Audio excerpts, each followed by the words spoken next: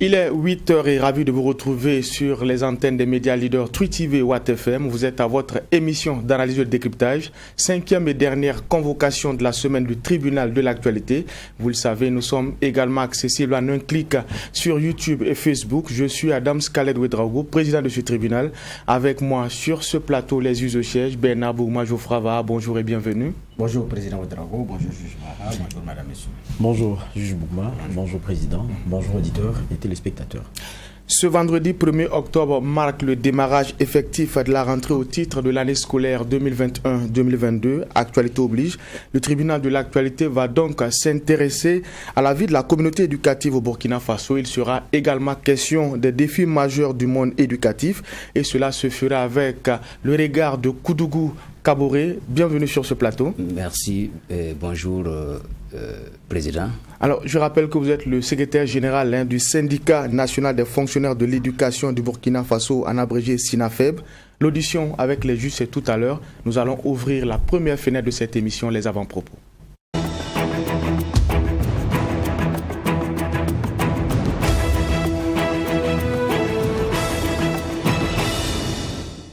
Et pour cette première partie, nous allons donner la parole au juge Bougma. Qu'est-ce qui a retenu votre attention pour cette dernière convocation de la semaine? Merci Président. Ce qui a retenu mon attention, c'est deux avant-propos.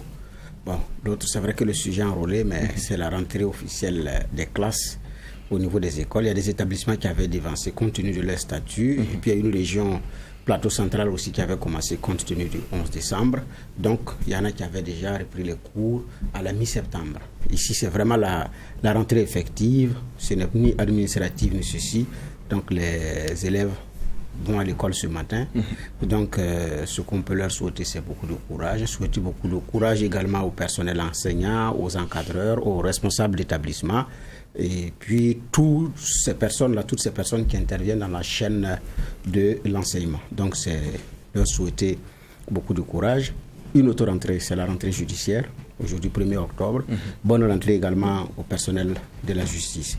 L'avant-propos, c'est ce que nous avons vu sur les réseaux sociaux. L'autre avant-propos, c'est Chafi qui dépose ses valises au Niger.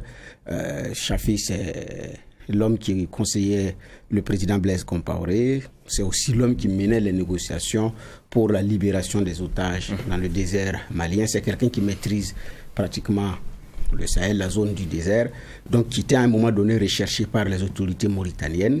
Et là, quand la question a été posée à Blaise Compaoré, vous êtes conseillé par quelqu'un qui est recherché par son pays, il avait répondu au détour d'une interview qu'il n'était pas au courant qu'il faisait l'objet de recherche. Donc, c'est quelqu'un qui est proche de plusieurs chefs de l'État. Entre-temps, d'ailleurs, il avait aussi offert ses services au président actuel du Ghana. Donc, il conseillait le président actuel du Ghana. Je ne sais pas si d'ailleurs il a raccroché. Et cette fois-ci, c'est au Niger de Mohamed Bazoum qui dépose ses valises. Donc, il y a beaucoup de commentaires autour de sa personne. Mais en même temps aussi, c'est quelqu'un qui, je dis bien, qui offre ses services. Mais qui n'avait pas fait de mystère également du regret qu'il avait du départ de Blaise Compaoré aussi et de la suite.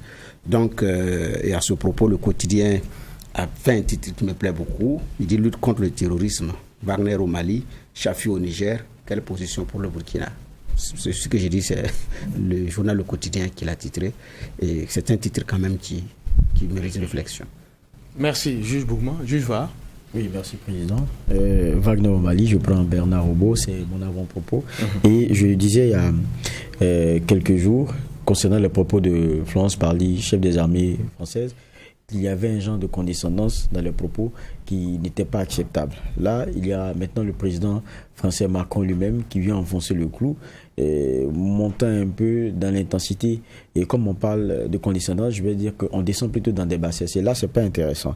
Et je prends ce propos, il dit, je rappelle que le premier ministre malien est l'enfant de 2 coups d'État.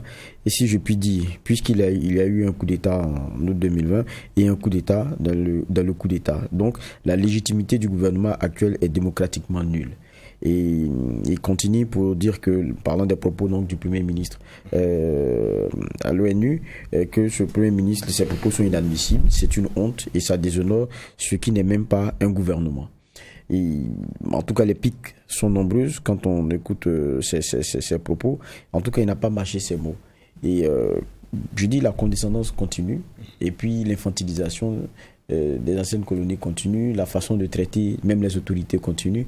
Et je pense que ça, c'est inadmissible pour une France qui veut garder de bons rapports avec ces pays-là. Avoir peut-être dit à la face du monde que vous êtes en train de partir, alors que vous avez déjà annoncé cela, est-ce un crime? Demander une alternative au choix qu'on a, est-ce que c'est un crime? Je pense que c'est pour cela qu'on tire à boulet rouge aujourd'hui sur ces autorités maliennes. Quoique les choix peuvent être critiqués, mais la France est vraiment très mal placée pour tenir ce genre de propos. Et c'est vraiment dommage ce qu'on est en train d'entendre de cette France. Et puis, cette façon de présenter les choses, la légitimité pour la France est à géométrie variable. Lorsqu'on prend son avion pour aller légitimer, par exemple, le fils d'un ancien ami qui a tordu le cou à la Constitution, alors que son père venait d'être élu et qui est décédé, comment on appelle cela? C'est ça un gouvernement ou c'est ça un régime qui est légitime? Il y a, à mon avis, une légitimité à géométrie variable perçue par Macron. Et ça, aux yeux du monde, ce qui se passe, c'est une vraie tricherie et c'est une vraie malhonnêteté. Et quand on regarde, c'est vraiment insultant, la plupart des propos qu'on entend de lui. C'est révoltant, en tout cas. Et le problème, c'est que ceux qui disent toujours sentiment anti-français, ça renforce le sentiment contre les décisions françaises, le sentiment contre cette condescendance dans le regard des autorités françaises, qui n'est pas celle des Français vis-à-vis des Africains. Mais il y a une politique française en Afrique aujourd'hui qui commence à faire vomir. Et ça, c'est normal qu'on le dise. Merci, messieurs les juges. Merci également à l'équipe de réalisation de cette émission, le tribunal de l'actualité. Je l'ai dit en début d'émission, Koudgou Robert Kaboré est notre convoqué du jour. Il est le secrétaire général du syndicat national des fonctionnaires de l'éducation du Burkina Faso. Bonjour et bienvenue une fois de plus. Ok, bonjour président et bonjour les juges au siège. Bernard Bougouma et Geoffroy Ba. C'est vrai, Bernard l'a dit dans son avant-propos. Aujourd'hui, c'est le premier jour des classes. La majorité des élèves vont reprendre le chemin de l'école. Vous, au niveau du SINAFEB, sous quel signe vous placez cette année scolaire 2021-2022? Alors, l'année scolaire qui vient de démarrer, d'abord, nous allons encourager et féliciter nos camarades qui doivent prendre les rênes de l'éducation pour cette année 2021-2022. Alors, mais force est de reconnaître que la situation au niveau du système éducatif, vous n'en doutez point, n'est pas du tout reluisante depuis l'année passée, sinon même il y a 2 ans de cela. Donc, c'est sûr que le terrain va commander la manœuvre. Tout va dépendre de comment les autorités vont s'y prendre pour que l'année puisse se dérouler normalement. D'accord. Monsieur les juges, question de généralité, il a dit, c'est le terrain qui va commander la manœuvre. C'est un syndicat qui le dit. À l'annonce, à l'entame d'une année scolaire, commentaire, question? Non, je n'ai pas de question de généralité. Oui, le terrain qui va commander la manœuvre, ça, je vous prends déjà au mot. C'est quoi? Ça augure de blocage encore? Parce que les parents d'élèves, je sais que vous en êtes aussi, mais vous êtes enseignant et syndicat. Donc, quand on entend ça, il y a déjà une crainte. Bon, et à ce niveau, nous devons vous rassurer que quand je dis que le terrain commande la manœuvre, vous savez que la fermeture du lycée Philippe Zenda Kaboré est une actualité au niveau du monde éducatif qui ne peut pas passer comme ça. On a quelque chose au travers de la gorge. Donc, par rapport à cette question, alors si des terroristes ferment nos écoles, et ici, on a avancé plusieurs raisons qui ne tiennent pas la route. D'abord, on a parlé de l'incivisme, de la violence à l'école. Voilà, c'est ça ils ont commencé pour pouvoir justifier. Il n'y avait pas eu de violence. Nous, on a vu les images, on les a encore. On a vu cette violence-là. On a vu une ambulance saccagée. Moi, j'étais là-bas, des enfants avec des lance-pierres, on les a vus. Il y avait cette violence-là. Ça, je ne sais pas si c'est abstrait. Non, je suis en train de vouloir vous donner les motifs qui ont été avancés. D'abord, il y a la question de l'incivisme, de la violence et de l'indiscipline qui a été posée. Il y a également qu'ils ont tenu une raison autour du saccage des serveurs au niveau de l'établissement qui ne permettra pas, en tout cas, à avoir des données fiables pour l'établissement, pour que les enfants puissent quand même avoir un suivi. Là. Ça, c'est deux hypothèses. Ensuite, on nous a servi la question de réfection, qu'il faut faire une réfection de l'établissement pour lui donner une autre image en tant qu'institut. Donc tout ça, il y a un problème de communication. Et ces problèmes de communication, je suis en train de citer les raisons pour lesquelles, dans la violence que vous êtes en train de dire, oui, vous pouvez voir les violences, mais il faudrait reconnaître aussi qu'on peut infiltrer des gens qui puissent venir commettre ces violences. La preuve en est que il y a des enfants qui ont été trimballés au niveau du tribunal, mais quel a été leur sort? Donc, c'est pour dire que nous connaissons quand même un peu la manière dont certains se comportent quand il est question de manifestation. Voilà un peu ce que je voulais dire. La question de la fermeture du lycée Philippe Zenda Kaboré est au cœur du point de presse que vous avez animé le 29 septembre dernier.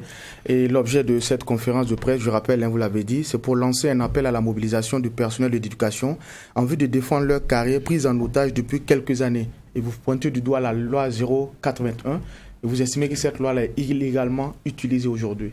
Est-ce qu'on peut en savoir davantage? Alors, vous savez que la loi 81 fait partie, c'est la 5e des lois, voilà, depuis 1959 à aujourd'hui, voilà, qui a été adoptée au niveau de la fonction publique. Donc, avant la loi 81, il y avait la loi 13. Et la loi 13 regroupait deux types d'agents, les agents contractuels et des fonctionnaires. Alors, mais il se trouvait que l'article 27 de cette loi 13 permettait en tout cas un traitement équitable de tous les agents. Mais ça a été une cacophonie, voilà, de part et d'autre, qui a permis à embrouiller les gens qui n'arrivaient même plus à se retrouver. Donc, on a eu à demander à ce que les choses changent et on est arrivé à la loi 81.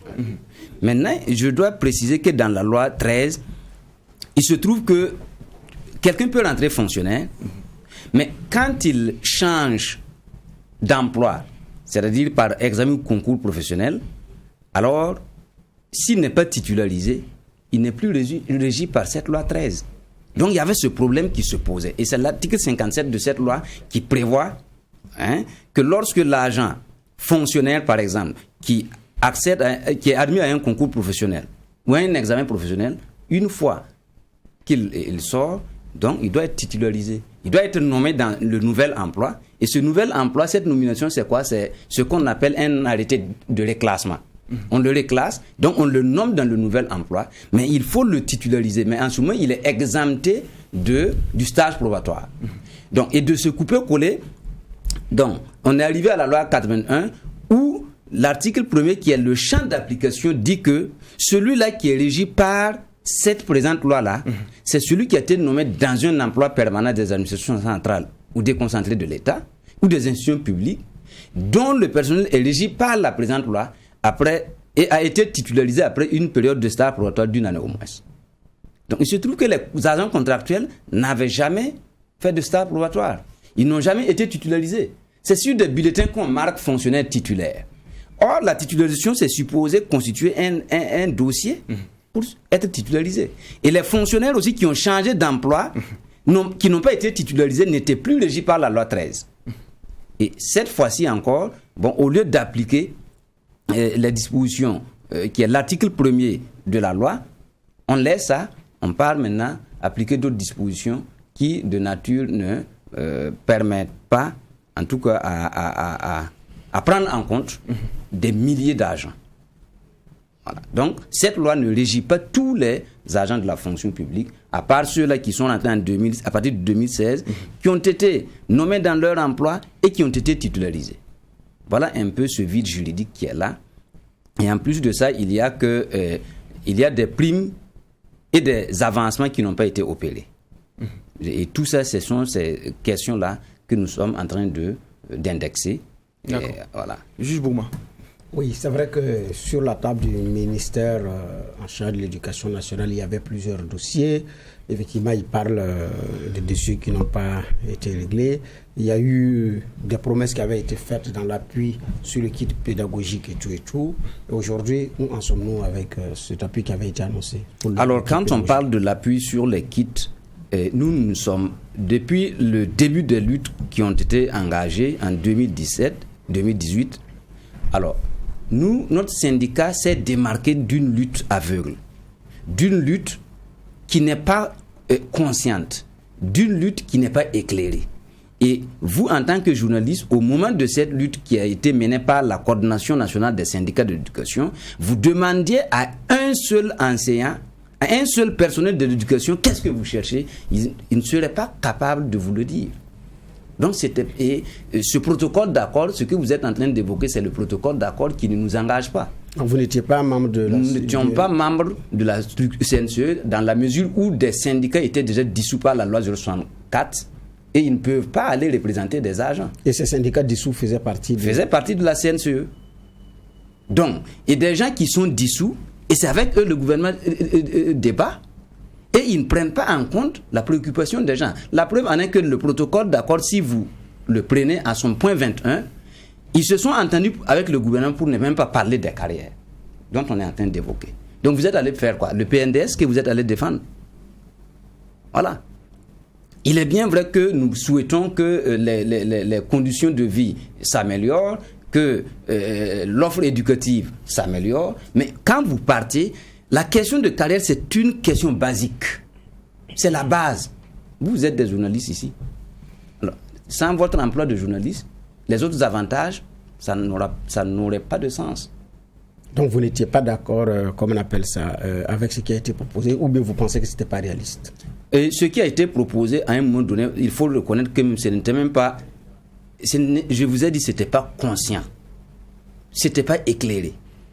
On a embarqué les gens et à un moment donné, on voulait même les parents d'élèves et toute la communauté pour que la communauté vienne appuyer.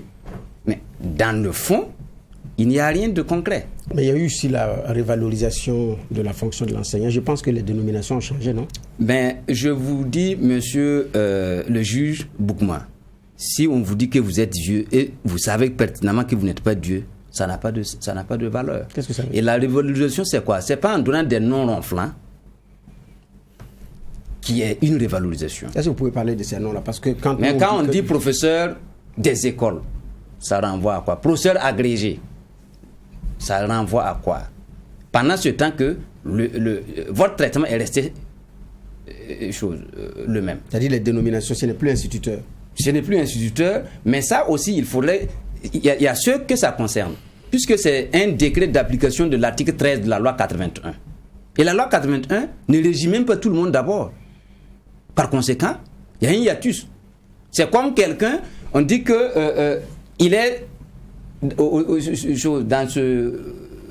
Comment on appelle? Le studio du tribunal de l'actualité, alors qu'il n'est même pas encore dans la cour de votre entreprise. Donc, quelqu'un qui n'est même pas dans la cour, comment il va se retrouver dans l'enceinte même de cette... Ça veut dire quoi? Pour prétendre à ce grade de professeur, là, il y a encore un concours à passer ou quoi? Non, pour prétendre à ce grade, il faut d'abord que les gens soient régis par la loi. C'est fondamental. Lorsque la loi ne vous régit pas, et on parle, au lieu d'appliquer la disposition fondamentale, qui est le champ d'application de la loi, on refuse de l'appliquer, et on part appliquer une autre disposition, qui est l'article 13, qui parle des métiers. Cet article parle des métiers, de l'éducation. C'est comme vous ici, on peut changer vos métiers, en vous attribuant d'autres appellations. Mais dans votre traitement, ça n'a rien changé. Le traitement n'a pas changé. Ça n'a pas changé. Pas aller avec. Voilà. Donc voilà un peu une situation qui n'est pas... Mais c'est vous les enseignants qui avez demandé une révalorisation. Alors, quant à nous, en ce qui concerne notre syndicat, notre protocole, notre plateforme revendicative, nous avons parlé de la révalorisation des salaires. D'autres sont allés faire du plagiat, aller parler de révalorisation de la fonction enseignante, et on est allé détruire même cette fonction enseignante. Donc, et pour toute lutte engagée, vous savez que le ministère de l'Éducation comporte beaucoup d'emplois. Quand on parle d'emploi, peut-être vous ne percevez pas, mais je vais vous dire, il y a les inspecteurs du primaire, il y a ceux du secondaire, il y a les personnels d'administration, donc il y a plusieurs emplois. Or, quand vous menez une lutte, il faut vous baser d'abord sur la question de la carrière, qui est une question basique, avant d'aller négocier autre chose. Et si cette question-là est élaguée, le reste là, ça vient. Mais vous partez, vous entendez avec le gouvernement pour ne même pas parler de la carrière et vous partez même torturer la loi pour prendre un décret exceptionnel, octroyer une bonification. Pendant ce temps que ce que l'État nous doit dépasse cette bonification. Qu'est-ce que l'État vous a donné? Qu'est-ce qu'on vous a donné dedans pour que vous ne puissiez pas défendre la carrière des gens? Vous partez défendre Catwell. C'est Catwell. C'est les infrastructures. Oui, nous devons avoir un regard sur ça. Mais d'abord, notre carrière, elle est d'abord primordiale. Alors ça, ma dernière question, c'est un son de cloche qui tranche avec ce que nous avons entendu, parce que les uns et les autres étaient satisfaits de ce qui avait été obtenu comme acquis dans le cadre de cette lutte. Maintenant, les réserves, c'était d'attendre l'application pour savoir si le gouvernement était de bonne foi ou avait les moyens de pouvoir respecter ses propres engagements. Et donc, ce que vous dites ici, j'ai dit bien, comment on appelle ça, c'est un autre son de cloche. Voilà. C'est vrai que entre les promesses faites par le gouvernement et comme la tenue effective de ces promesses, on pourrait attendre 1 an, 2 ans, peut-être pas, mais bon, les acteurs étaient en tout cas satisfaits en attendant de voir l'application sur le terrain. J'ai dit bien ce que notre invité est en train de dire, c'est ça tranche, c'est parce que c'est pratiquement un autre son de cloche. Donc c'est une observation. Bon, finalement, ça ne va pas être une question. Juge va. Oui, moi je vais revenir toujours sur la fameuse loi 81 là, parce que je pense que c'est un peu le nœud du problème. Parce que vous dites que normalement ça s'applique aux agents intégrés et donc ceux qui après un stage probatoire donc ont été titularisés. Donc à partir de 2016, vous dites après il y a un genre de vide et ça laisse à beaucoup d'interprétations. Mais en même temps, quand on écoute votre argumentaire, vous dites il y a de l'ignorance pour ce qui est de l'administratif, et cela est entretenu et par l'administratif et par certains syndicats. Quand on vous écoutait lors du point de presse, vous disiez l'UAS a dit de ne pas avoir été associé, mais il y a un silence qui fait que vous posez des interrogations. Donc pour vous aujourd'hui, c'est quoi? Il y a et l'administratif et le syndicat qui, on va dire, en tandem est en train de vous serrer. Mais pourquoi? Alors, à ce niveau, comme j'ai dit, il y a une question d'ignorance de la part de beaucoup de travailleurs. Ce n'est pas au MENA seulement. La question de la loi 81, ce n'est pas au MENA seulement. Et quand nous avons entrepris les démarches à partir de 2017, au niveau de la fonction publique, c'était le ministre Clément Sawadro. Nous avons pu rencontrer le ministère en son temps, c'était le 3 mai 2017. Mais ce qui s'est dit, c'est que notre syndicat vient de naître et il porte un fardeau qui n'est pas simple. Et certains de ses collaborateurs même nous ont dit que si nous n'étions pas nombreux, on allait régler notre problème. J'ai dit non, nous ne sommes pas nés pour ça. Nous sommes nés pour que nos carrières-là puissent être clairement traitées. Donc, une loi qui ne vous régit pas. Et le ministre Seni Ouedraogo, que je respecte bien en tant que mon professeur de droit constitutionnel, mais il dit qu'on les jette des intrigues. Ce ne sont pas des intrigues. Une loi s'applique. Parce que quand vous pouvez prendre un décret d'application de l'article 13, qui est une disposition de la loi, et vous refusez d'appliquer l'article 1er de la loi, il y a un hiatus. Ça ne va pas. Or, il faut que l'article 1er soit appliqué pour que des gens soient régis par cette loi-là avant de chercher d'autres statuts pour pouvoir avancer. Sinon, si la loi n'est pas appliquée, ce vide-là est là et personne n'est obligé de respecter les ordres de la hiérarchie. Je posais ma question parce que quand on dit syndicat, Oui. ils défendent les intérêts des travailleurs, Tout ils à les fait. représentent et tout. Oui. Vous êtes un syndicat, vous jetez aussi l'anathème sur d'autres syndicats, vous avez parlé de l'UAS, et puis vous n'y allez pas du dos de la cuillère, parce que concernant par exemple la coordination nationale des syndicats de l'éducation, CNSE, vous les qualifiez de malfaiteurs associés. Alors, vous savez que la question, quand on parle de l'UAS, nous avons approché l'UAS. Et en son temps, c'était le camarade Yamba Georges Kwanda, qui était président du mois, en 2019. D'accord. Ils ont dit que c'est une situation que lui-même, bon, il ne percevait pas. Mais ils vont se concerter et puis nous revenir. Jusqu'à aujourd'hui.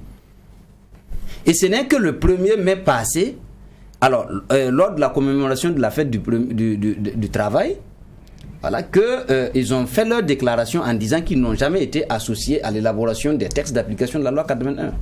Mais qu'est-ce qui vous coûte d'informer les gens que la loi comporte des erreurs? Le gouvernement même l'a reconnu. Le gouvernement l'a reconnu. Mais pourquoi ne pas corriger et continuer d'utiliser quelque chose qui n'est pas d'utiliser quelque chose qui ne régit pas des gens pour les administrer? Moi, ce que je ne comprends pas, l'UAS, CNSE, beaucoup d'autres syndicats, comment est-ce qu'ils peuvent se tirer eux-mêmes une balle dans le pied? Comment est-ce que ce qui devrait les arranger, s'il est vrai que la dynamique dans laquelle vous vous lancez et ce que vous dénoncez est pour le bien de l'éducateur, de l'enseignant? Pourquoi est-ce qu'ils n'y vont pas? D'autant plus que le rôle premier, c'est bien défendre les intérêts des enseignants et autres. Alors, à ce niveau, je suis d'accord avec vous qu'un syndicat, son rôle premier, c'est de défendre les intérêts matériels et moraux des travailleurs. Encore faudrait-il que ce dont on défend puisse avoir en retour ce que vous êtes en train de faire. On ne peut pas aller se camoufler avec le gouvernement, signer des documents qui, puisque un syndicat, moi je suis là en tant que responsable syndical, mais je ne suis pas l'employeur d'un agent. Autant il y a des gens qui sont nos militants, il y en a aussi qui ne sont pas syndiqués. Mais ça, ce n'est pas une question de militants, c'est les figures de proue même qui vont à ces discussions et qui signent. C'est quel intérêt ils gagnent à ce... Mais si vous partez signer avec l'ignorance possible que vous pouvez avoir, et si on vous interpelle, il n'y a pas de honte à reconnaître. Il n'y a pas de honte. Mais c'est quand on voit que c'est une réalité et on refuse, ben là, en ce moment, on se pose des questions. Est-ce que vous-même, cette entente-là, qu'est-ce qu'on vous a donné? Alors, et pour parler de la CNSE, c'est sur leur protocole d'accord, point 21. Les deux parties ont convenu, ils se sont entendus pour ne même pas parler de ça. Pourquoi? Et vous partez torturer la loi pour octroyer une bonification. Il y a un hiatus. Vous dites malfaiteur associé, c'est pas un peu fort? Non, c'est pas fort. Quand tu fais du mal, tu es un malfaiteur. Il faut accepter. Voilà, ça nous concerne.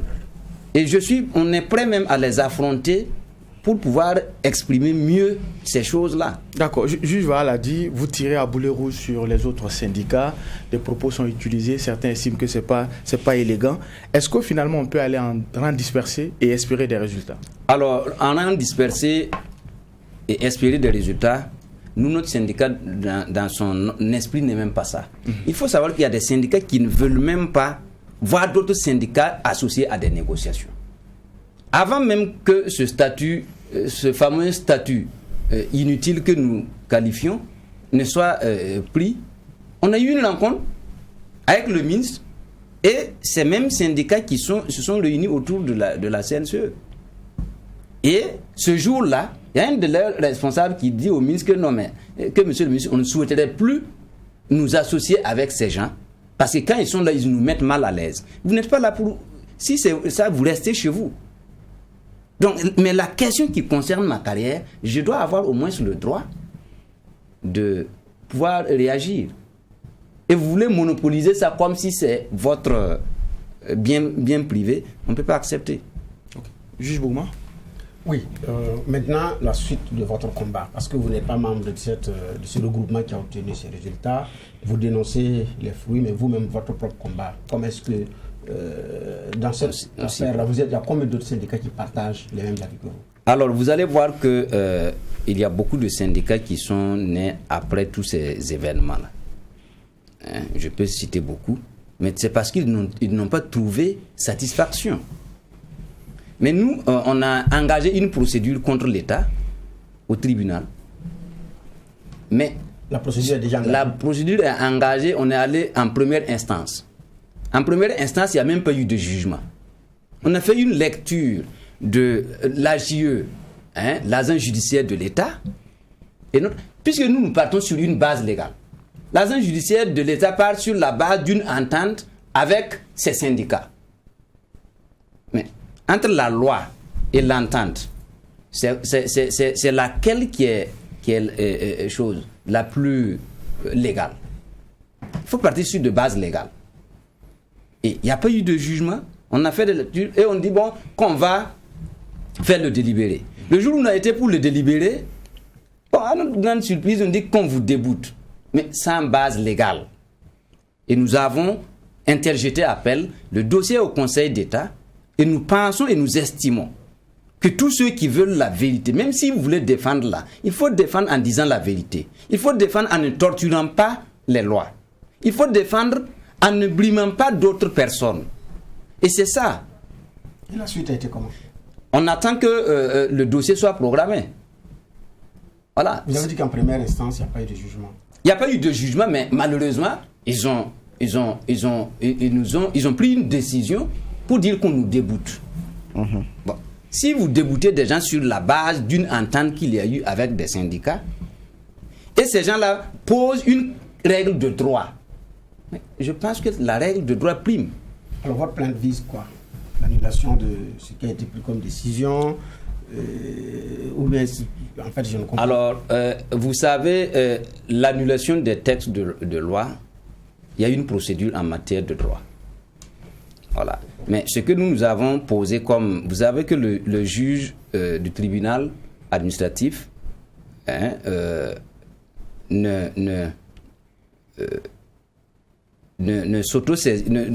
traite pas des questions de règlement.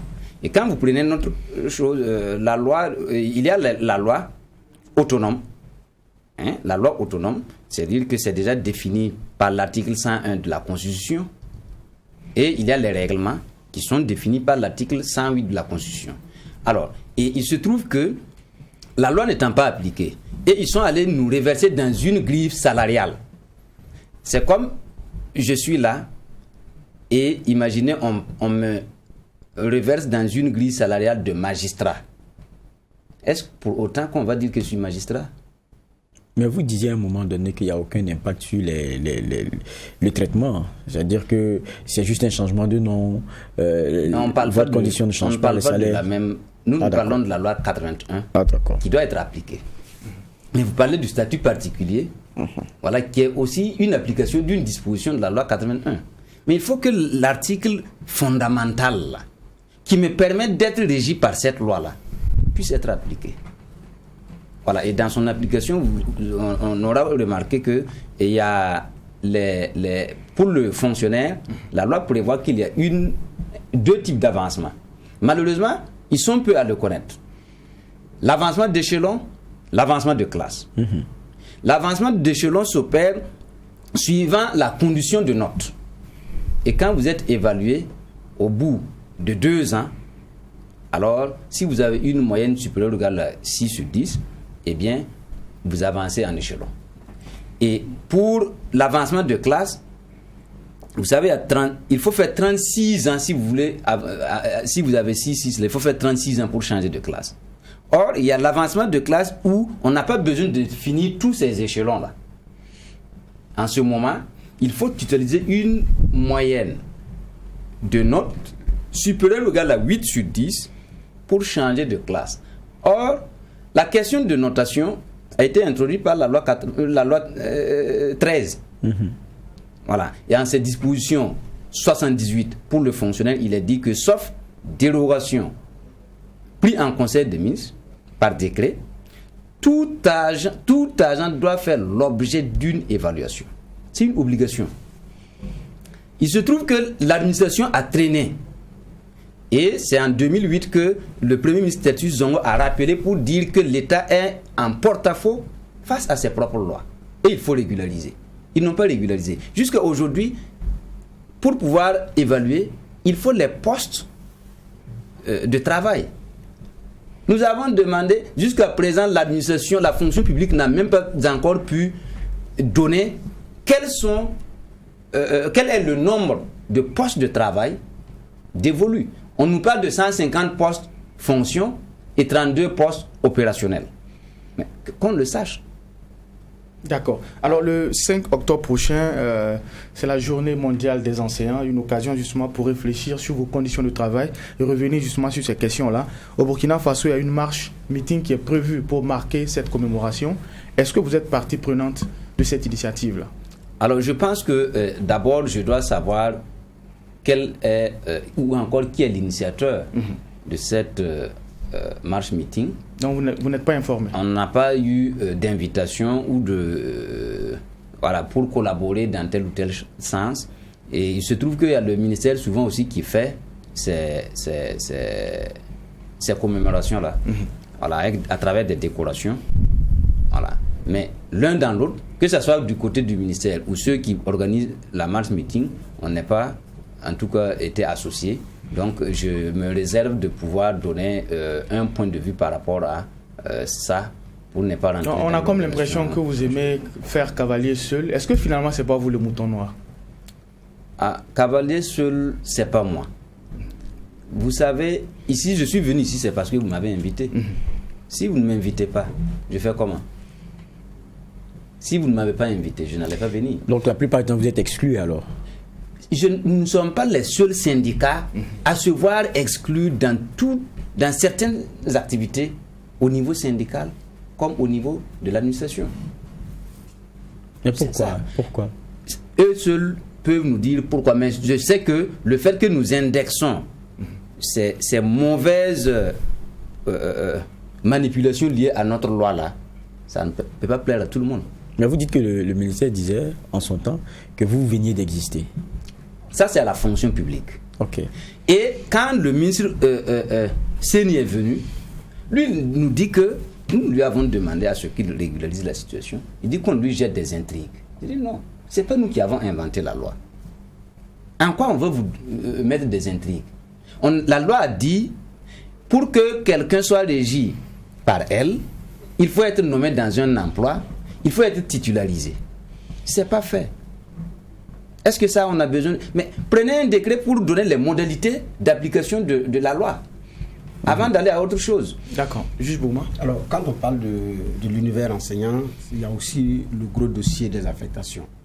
À Koudgou, les syndicats et le ministère s'étaient retrouvés pour s'accorder sur un mécanisme en ce qui concerne les affectations pour nécessité de service. De retour à Ouaga, certains syndicats qui ont pris part à la rencontre de Koudgou sont revenus remettre en cause les travaux. Certains d'ailleurs, quand ils s'expriment, vous ne savez même pas qu'ils avaient été à Koudgou et avaient validé les travaux. Vous, est-ce que vous avez été à Koudgou et qu'est-ce que vous en pensez? Alors, nous n'avons pas été invités à Koudgou pour parler, parce que la question des affectations, c'est ce que nous appelons la mobilité du personnel. Et il y a deux types d'affectations. Les convenances personnelles et il y a ce qu'on appelle les nécessités de service. Tout à fait. Mais les nécessités de service, c'est un mécanisme fourre-tout, où on ne définit pas qu'est-ce qui est nécessité de service. Ça fait que quand vous faites le tour dans nos administrations, vous en tant que journaliste, faites un tour dans nos administrations à Ouagadougou, pour voir dans les services. Il y a des gens qui sont là assis, même se tournent les pouces. Et même des responsables même refusent de donner du travail à des gens.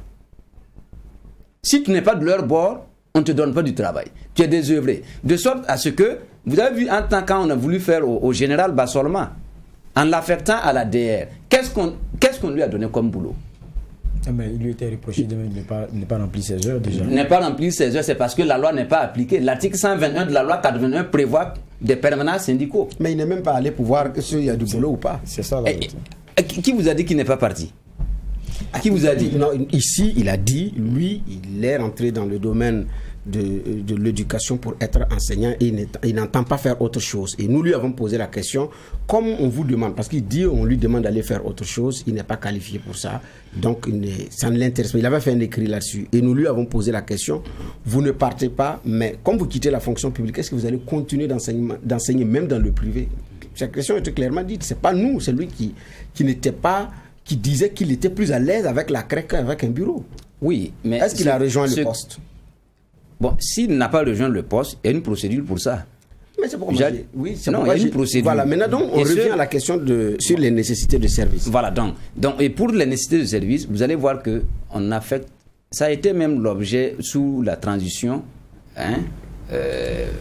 où les syndicats même, le problème était pendant, je crois en justice, par rapport à ça, où il y a eu des gens qui, me semble-t-il, auraient payé pour se faire affecter à Ouagadougou. Donc, et quand vous arrivez, moi en tout cas je suis arrivé à Ouagadougou par affectation convenable personnelle, c'est toute une commission qui a siégé. Mais c'est après l'expression de besoin d'un service indiqué. Mais quand tu es là, on refuse même de te donner du travail.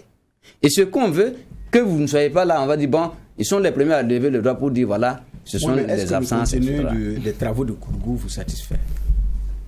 Nous n'avons pas encore reçu le contenu des travaux de Koudougou. Étant entendu, comme vous avez évoqué qu'il y a certains syndicats qui sont revenus le mettre en cause, oui. Donc c'est ce désordre syndical-là qu'il faut éviter. Quand vous êtes ensemble, vous devrez mettre au point une feuille de route pour chaque chose à faire. Si vous ne faites pas, et vous revenez, nous préférons dire qu'on n'est pas dedans, ou bien soit on ne nous a pas invités, on est tranquille. Mais vous partez, ce sont les mêmes là, vous avez vu pour le statut et autres là, la valorisation, la lutte là, ça a été comme ça. Parce que les travaux ont pris travaux ont pris 17 jours. C'est de la cacophonie. Et quand vous êtes plusieurs syndicats, il faut pouvoir vous asseoir pour pouvoir prendre une feuille de route. Voilà un minimum. Si on va, c'est ça. Alors, mais pour vos, comment on appelle ça, vos camarades syndicaux qui ont été à Koudougou et qui sont revenus, qui ont dit non, est-ce que vous avez pu savoir pourquoi est-ce qu'ils récusent les travaux? Jusqu'à aujourd'hui, c'est comme je vous l'ai dit. Mais vous êtes un syndicat, vous n'avez pas été associé, alors que c'est une question qui vous préoccupe. Oui, mais c'est vous n'avez pas manifesté. Non, je vous ai dit que des gens prennent le syndicalisme et en voulant prendre la carrière des gens comme si c'était leur propriété. Comme si c'était une profession à part, ou sans moi, bon, les autres là, ce n'est plus la peine. Or, c'est parce que j'ai un emploi que le syndicalisme existe. Donc, c'est pour vous dire qu'il y a tout un désordre total au sein du syndicalisme au niveau du MENA. Même si on mobilise les gens, c'est un bétail inconscient. Mais le mot, il est quand même fort. Non, quand je dis bétail là, ça veut dire quoi? Il faut d'abord qu'on fixe, voilà ce que nous luttons pour chercher. Mais quand on lutte, tout simplement parce qu'il faut rassembler le monde. Et on ne sait même pas ce qu'on cherche. Bon, ça ne va pas. Quand on vous écoute, ministère, c'est pas bon. Les gens, c'est pas bon. UAS, c'est pas bon. Les gens, c'est pas bon. CNSE, c'est pas bon. Tout le monde, c'est pas bon. Mais SINAFEB, non. Si vous dites comme ça, nous n'avons pas dit. Nous avons demandé à ce qu'il y ait de l'amélioration. Quand on dit c'est pas bon, ça c'est autre chose. Mais dans le cadre de notre carrière là, où on a parlé de malfaiteurs là le mot reste. Le mot reste. Voilà. C'est pas qu'on a peur de dire la vérité, on va la dire à tout moment, mais on ne peut pas aller charcuter votre carrière et vous voulez qu'on vous interpelle, vous ne voulez pas. Mais au niveau de l'UAS, nous avons dit que l'UAS n'a pas encore donné sa position. Et c'est la fête du travail, au cours de cette journée-là, où ils ont dit qu'ils n'ont pas été associés à l'élaboration d'actes d'application de la loi 81. Est-ce qu'on se comprend? Donc ils sont conscients qu'il y a quelque chose qui ne va pas. Le gouvernement aussi est conscient qu'il y a quelque chose qui ne va pas. Donc est-ce que c'est nous? Mais vous disiez lors du point de presse, mais son silence, c'est parlant de l'UAS. Oui. Vous dites, mais son silence et l'entente de certains de ses membres, pour ne pas parler de la destruction de nos carrières, sont inquiétants. Oui, mais certains de ces membres, ils sont dans la CNCE. C'est qui? Les syndicats membres de l'UAS sont dans la CNCE. Certains de ces membres-là, c'est qui? Oui, au sein de la CNCE, il y a des syndicats membres de l'UAS. Maintenant, il se trouve que dans le protocole d'accord, point 21 là, ils se sont entendus pour ne même pas parler de la carrière. Ça, on n'a pas inventé. Ça y est là, le protocole d'accord est là. On n'invente pas on n'est pas en train de stigmatiser quelqu'un. On n'est pas en train de chosifier quelqu'un ou en diaboliser quelqu'un. La situation est claire et il faut que, si la loi est régularisée, où est le problème? Il n'y a pas de problème. Alors, on l'a dit, le 5 octobre, c'est une occasion justement pour revenir sur les conditions de travail des enseignants. Quelle lecture vous faites aujourd'hui sur le statut de l'enseignant au Burkina Faso? Alors, le statut de l'enseignant au Burkina Faso aujourd'hui, il faudrait que nous revoyions, parce que quand on prend enseignant, c'est les gens voient par exemple ceux qui sont sur le terrain. Donc, nous prenons le personnel enseignant en prenant en compte, puisqu'il y avait des agents qui étaient au ministère de l'Action sociale pour le préscolaire, donc qui a été rattaché. Donc, il y a aussi le poste primaire, le primaire, mais également il y a le privé. Et le privé, vous le savez mieux que moi, si chez nous, au niveau du public, ça ne va pas, au niveau du privé, c'est encore pire. Voilà, c'est encore pire parce que les cahiers de charges ne sont pas respectés. C'est pas respecté de sorte qu'au privé, il n'y a pas de salaire. Au privé, il n'y a pas de déclaration à la caisse CNSS. Vous dites au privé, il n'y a pas de salaire, il n'y a pas de déclaration. Dans toutes les privés ou bien dans certains privés? Bon, je sais que les statistiques qui sont là, si vous faites le tour, même s'il y a des privés qui arrivent à respecter le cahier des charges, bon, ils ne sont pas nombreux. Ils ne sont pas nombreux. Voilà. Donc, je pense que là, au moins, si au niveau du privé, cette question aussi est réglée, ça va contribuer à harmoniser les lignes.